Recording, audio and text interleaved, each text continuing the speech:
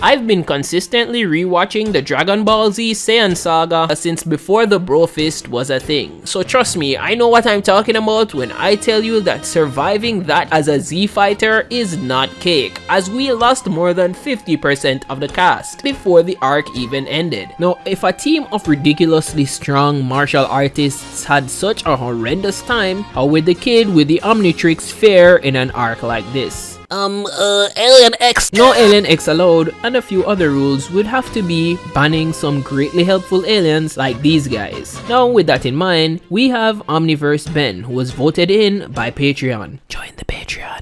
And he has to take on the gauntlet with whatever remains in his Omnitrix. And at the end, we'll see if he can be more successful than the Z fighters, starting this journey at level 1. The first enemy of the Saiyan saga is the brother of Goku. He is a Saiyan, a battle-hungry warrior who has no need for compassion or love, but they all still need to subscribe and like the video. He is the weakest of the group, but at the time, he is still miles stronger than both Goku and Piccolo, the current strongest on the planet.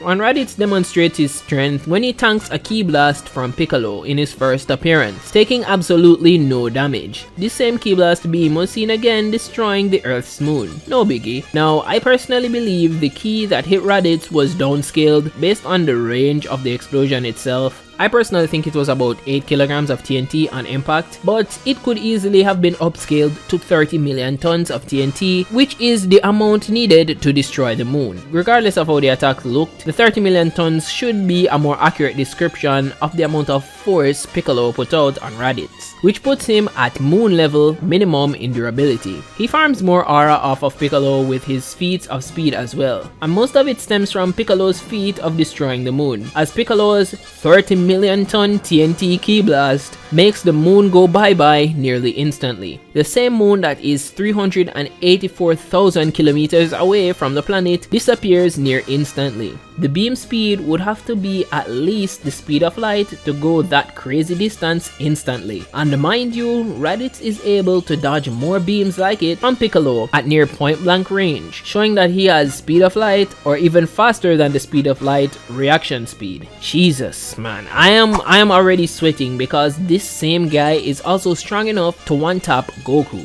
The same Goku who is durable enough to tank Piccolo's hyper explosive demon wave that leveled an entire island. So that puts his attack potency between the ranges of small island to large island level of destruction. We can safely say that Raditz is at bare minimum a large island eraser, with high-end moon to small planet destroying power. With speeds faster than light, coupled with small planet level durability, Ben definitely has his work cut out for him. Durability isn't the problem here for Ben, as he has a plethora of aliens that can just bypass any durability, but he needs to find a way to keep up with him in speed. Every alien that Ben has that is easily faster than light, like Jet Ray or Accelerate, do not have moon level feats of destruction, let alone small planet level, in order to bypass Raditz's durability. Even though they could easily keep up with his combat and travel speed, they aren't crushing him. We might end up getting a recreation of something like this. Now, as doomed as this might actually seem, Ben does still have a very creative way to solve this problem, and that would have to be through the use of the environment. And while thinking about beating Raditz, I realized that the perfect tool to do so is just laying around on the battlefield, and that is his ship. Now stay with me here, but the ship has near light speed capabilities, as it is able to travel the galaxy like it's going 500 on a completely empty toll road. It's durable enough to withstand a city leveling attack that we see later in the arc without a single scratch, and only being broken by an enraged Gohan who was able to crack Saiyan armor that has at least small planet level durability. Even though it's alien tech, it's still tech, and we have a very good tech specialist who could fashion this into a suitable battle-ready upgrade, the Bowl of Technological Jello. Now, Upgrade has been seen to take very ordinary tech and fashion it into something deadly for its opponents, as it has turned baseball pitcher machines into solo squad killers and turned cars into literal Cybertronians, along with turning human biology into code. Yes, this is actually real, he did that. Now, when Upgrade Upgrade combines with a Saiyan pod, I believe it would level up each of its stats tremendously, easily having the pod become many times faster than Light and upgrading its durability to at least small planet level. And of course, it could add enough offensive power as at the bare minimum a light speed level attack, but also scaling along with the pod's durability. This should give Upgrade the upper hand in battle and enable him to beat Raditz with precision and efficiency. Maybe the Cybermen will prove to be more difficult. These green short stacks have been stated to all be at the same power level as base form Raditz, and after the arrival of the two big bad Saiyans, we got to see a full total of 6 Cybermen being deployed, one for each fighter available at the time. But for Ben, let's have him fight all 6 at once anyways. Now each of them are small planet busters with faster than light speed and small planet level durability. Jesus have mercy, this is pretty scary. Each of them have a bloodthirsty attitude to winning, being fully willing to commit life end in order to do so. So nothing is off the table. Ben certainly won't be getting a fair 1v1. He will need to clear them all with minimal effort so that he can take on the Saiyans. I think our battle pod upgrade strategy should work pretty well, since when Upgrade gets onto technology, it isn't always a linear transformation, and he could easily create mass area effect beams or missiles that could catch the Cybermen all at once, even if they tried to hide. Maybe something pretty similar to what Krillin does. So I think the Cybermen should be light work for Ben, with a slightly tweaked strategy he used on Raditz. But to fight Nappa becomes a completely different story. Now Nappa is easily double the strength of Raditz at his weakest, with a power level of 4000.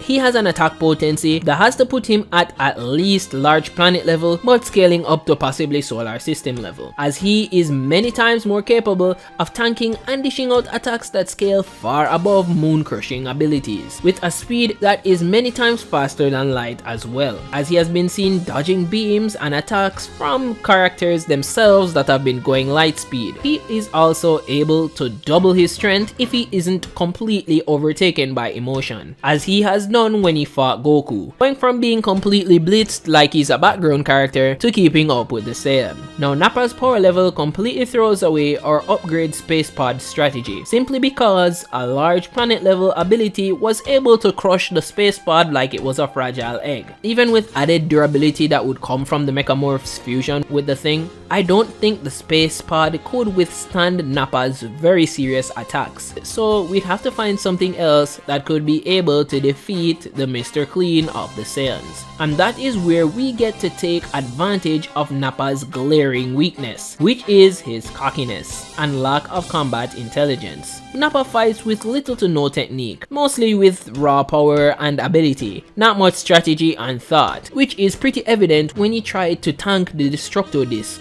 He seems like he was pretty asleep at the wheel because of his ego, and he almost lost his entire head because of it. Now his low combat IQ can nearly negate every stat except his destructive power, simply because he can be lured into a trap in a pretty simple way once Vegeta isn't in his ear. And there's one alien that could trap Nappa pretty easily with a near planetary amount of force, and that is after a bumbling idiot like Nappa decides to wildly charge on Ben after being goaded into doing so, the polymorph alien would be able to completely restrict him. The force that Goop carries once you are wrapped up in his slimy clutches is enough to pull an entire planet back together on the low end. And it could scale up infinitely since its restrictive powers comes from Goop's anti-gravity projector. And last time I checked, everything obeys gravity. At that point, Goop could melt away Nappa, and last time I checked, regardless of how durable he is, I'm pretty sure that his skin and bones are not immune to acid, so it should be GG, well played.